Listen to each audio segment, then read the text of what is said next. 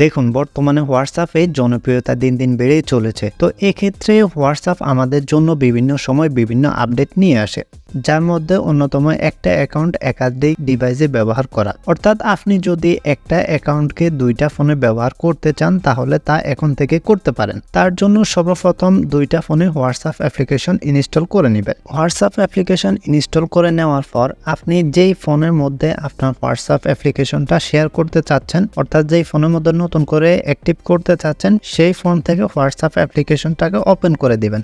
তো ওপেন করে দেওয়ার পর আপনার সামনে যখন এরকম ইন্টারফেস শো হবে, এখান থেকে আপনি ল্যাঙ্গুয়েজ সিলেক্ট করে দেবেন। ল্যাঙ্গুয়েজ সিলেক্ট করার পর এখান থেকে তীরের মধ্যে ক্লিক করে দেবেন। দেওয়ার পর এইখান থেকে আবারও এগেইন অ্যান্ড কন্টিনিউ এটার মধ্যে একটা ক্লিক করে দেবেন। এটার মধ্যে যখন ক্লিক করে দিবেন সাথে সাথে আপনার সামনে এরকম ইন্টারফেস শো হবে এবং এইখান থেকে আপনি উপরে কর্নারে দেখতে পারতেছেন 3 ডট আইকন। তো আপনি এই 3 ডট আইকনের মধ্যে একটা ক্লিক করে দিবেন। ক্লিক করে দেওয়ার পর আপনার সামনে এরকম ইন্টারফেস শো হয়ে যাবে এবং এইখান থেকে ক্লিক করে দেবেন লিঙ্ক অ্যাজ কম্পানিয়ন ডিভাইস। তো এইটার উপর আমি একটা ক্লিক করছি।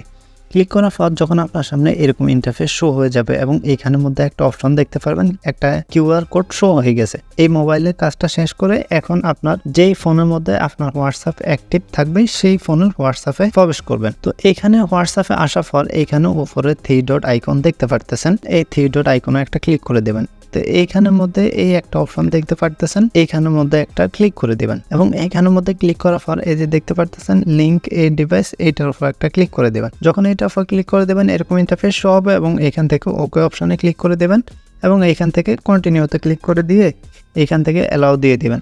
অ্যালাউ দেওয়ার পর আপনার ফোনের ক্যামেরা চালু হয়ে যাবে। যাওয়ার পর আপনি এইখান থেকে শুধু কিউআর কোডটাকে স্ক্যান করে দেবেন।